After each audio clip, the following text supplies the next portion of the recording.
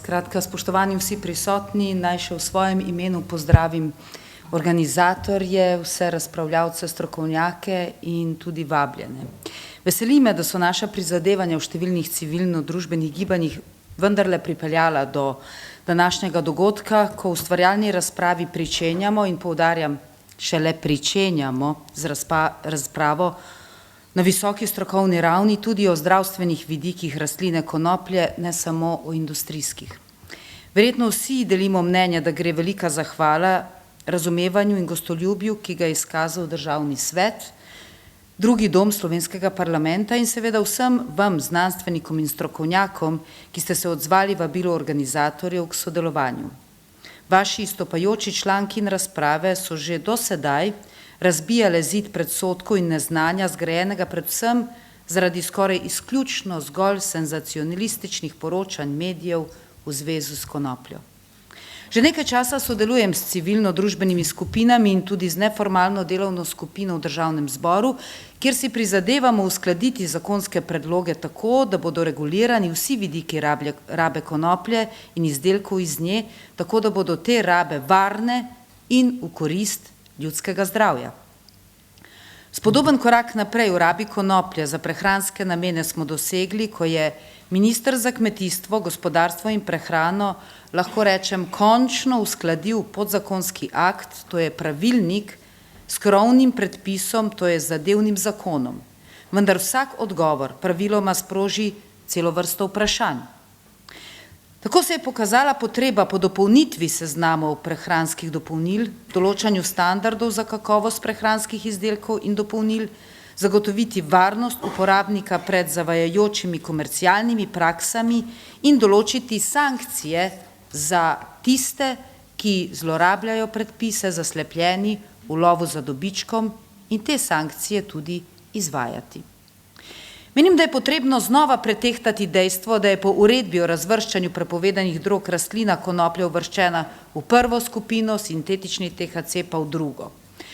O tem izzivu odprimo konstruktivno razpravo, ki bo temeljila na dokazih in raziskavah in ne le na strahovih in predsodkih iz preteklosti. Kajti, če bi se ljudje vedno in povsod oklepali samo strahov in predsodkov, potem verjetno danes ne bi bili tukaj, kjer smo danes. V te razprave pa je prav tudi, da vključimo na primeren način seveda tudi potencialne uporabnike in se pri tem oziramo na države, kjer imajo rabo konoplje v medicinske namene in samozdravljanje že nekaj let dopuščeno in regulirano. Le tako bomo lahko povzeli dobre prakse in se izognili napakam, ki odvračajo javno mnenje in strokovno javnost.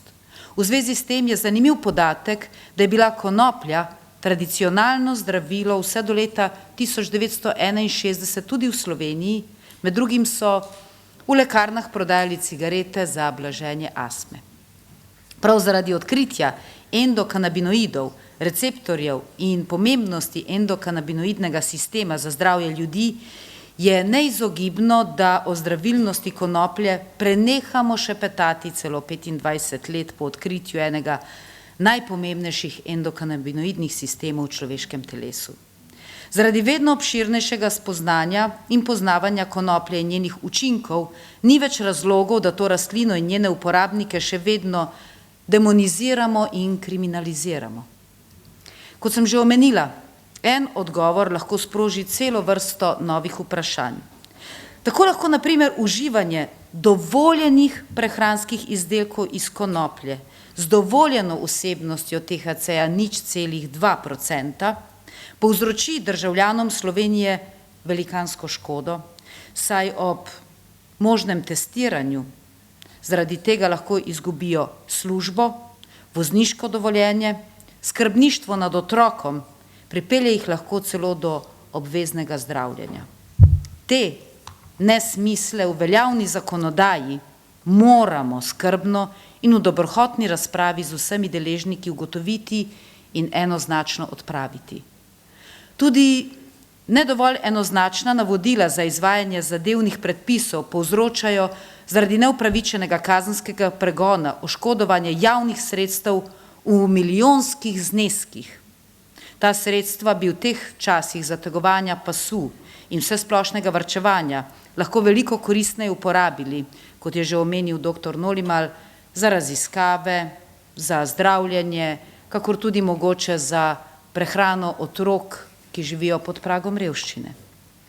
Zaključujem željo, da bi se na razpravah o različnih rabah konoplje in primerni regulaciji teh rab redno sestajali v strokovnih krogih skupaj z deležniki v splošno dobro in v splošno korist.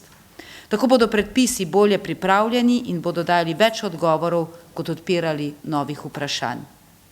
Ker bodo kmalu v javni obravnavi predlogi novih predpisov, pričakujem in verjamem, da se kmalu spet srečamo. Hvala za pozornost in veliko uspehov pri vašem in našem skupnem nadaljnjem delu vam želim. Hvala.